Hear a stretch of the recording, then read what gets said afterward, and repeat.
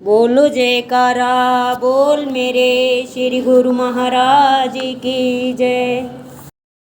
श्री श्री 108 श्री पंचम पातशाही जी के समय की बात है। एक भगत जी हर त्योहार पर श्री आनंदपुर धाम सेवा पे जाया करते थे।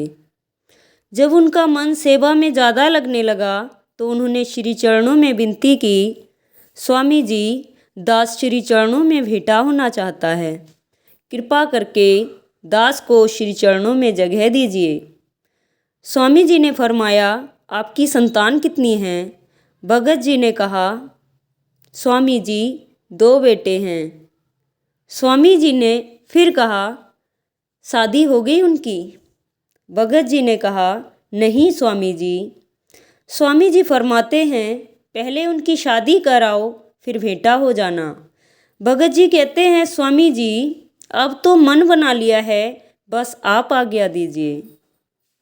स्वामी जी फरमाते हैं, भगत जी पहले घर के सारे कार्य निपटा आओ, फिर आराम से आ जाना, नहीं तो फिर शादी के टाइम आप जाओगे।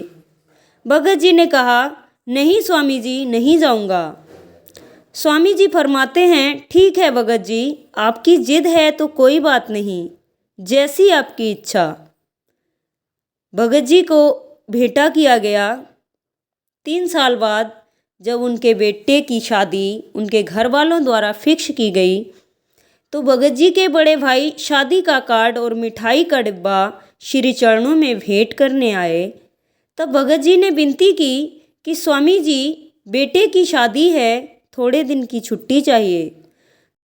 स्वामी जी ने फरमाया, हमने पहले ही कहा था कि सारे काम निपटा के आओ, तो अब कहीं मत जाओ। पिछले 3 साल भी तो घर के सारे काम हो रहे थे ना, अब भी हो जाएंगे। भगत जी ने कहा, स्वामी जी शादी में कई काम होते हैं, कई रीतें होती हैं जो पिता को करनी होती हैं, जैसे कि मिलनी करनी होती है। स्वामी जी ने फरमाया, भगत जी हम तो यही कहेंगे कि नहीं जाओ तो भले में रहोगे, आगे आपकी इच्छा। भगत जी ने कहा, धन्यवाद स्वामी जी, शादी होते ही अगले दिन वापस आ जाऊंगा। वहाँ शादी वाले घर में कुछ ऐसी घटना घटित हुई। लड़के की भाभी उसकी शादी जबरन अपनी चचेरी बहन से करा रही थी, जबकि वो लड़का किसी और लड़की को चाहता था। शादी से 1 रात पहले लड़का उस लड़की को लेके फरार हो गया। जब पुलिस आई तो सबसे पूछताछ हुई तो भगत जी ने कहा, मुझे तो कुछ पता ही नहीं सर, मैं तो 3 साल बाद यहाँ आया हूँ। पुलिस वाले बोले, बुजुर्ग हो इसलिए माफ़ कर देंगे, लेकिन जब तक आपका बेटा नहीं मिलता तब तक आपको हमारे साथ पुलिस स्टेशन में रहना पड़ेगा।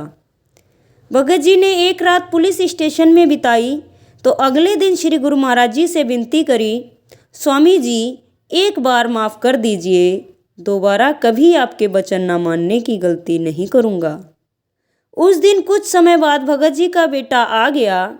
जब भगत जी को छोड़ा गया तो वे घर नहीं गए, बल्कि शाम की बस पकड़ के दिल्ली और दिल्ली से ट्रेन पकड़कर सीधा श्री आनंदपुर धाम पहुँचे। स्वामी जी ने पूछा, भगत जी आ गए आप? कर आए मिलनी? पहना दिया आपके समधियों ने कड़ा? भगत जी दंडवत करते हुए बोले, स्वामी जी आप कड़े की बात करते हो, हथकड़ी लगते लगते आपने बचा लिया, स्वामी जी माफ़ कर दीजिए, आगे से कभी ऐसी गलती नहीं होगी।